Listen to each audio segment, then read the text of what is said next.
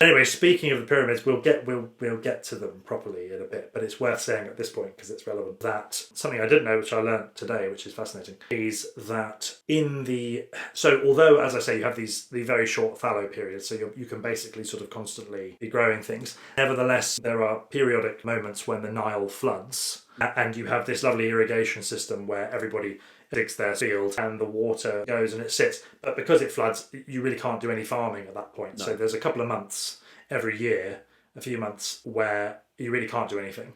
So what they do is the state say to them, okay, it's called Corvée, Corvée, Corvée labour. The state say, right, so there's no choice. It's not slavery. I mean, they're free citizens. But the state nevertheless kind of conscripts all the farmers, everybody, in fact, at this period to become basically pyramid builders in these periods when...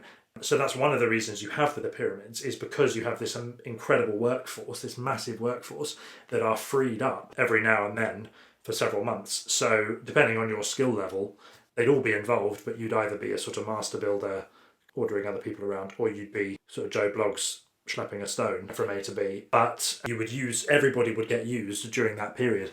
And they would get paid in grain, So the big myth to bust is that because obviously this is all coincides with biblical times. You have in the Old Testament, you have the exile, the enslavement of the Jews in Egypt, and you famously have Pharaoh let my people go and all that kind of stuff. But the myth is that the Hebrew slaves were the builders of the pyramids, and that is not actually the case. Recent archaeology has overturned, because this was seen to be the case, I think, until the sort of 1960s, 70s. And since then, so you have all the kind of famous biblical epics, which for somebody like me who adores those kind of 50s biblical epics, I was under the impression from films like the Ten Commandments that we have Charlton Heston as Moses.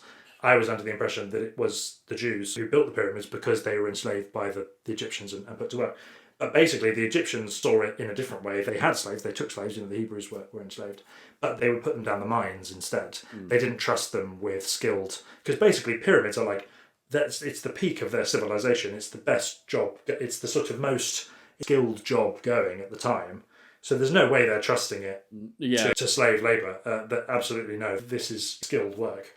Well, I think also the other misconception with the pyramids as well, where there's that other people believe that every part of kind of Egypt's labor force was slave labor, but I think with the pyramids, people also don't realize that it wasn't a 3-year building project. These things took decades to finish. And it was a really long-term project, like each of the pyramids. Huge. So it was a large undertaking on a kind of a civic project, if you will. Huge. Yeah. And it's like the New Deal times a million. I mean, it's an incredible employment more than anything else. Interestingly, something I also learnt recently was that there are loads of... Obviously, you have the big famous finished ones like at Giza, but there are loads of pyramids that remain unfinished, because there was this strange thing that would happen that basically if you were a pharaoh, you would be commissioning your own pyramid. Yeah.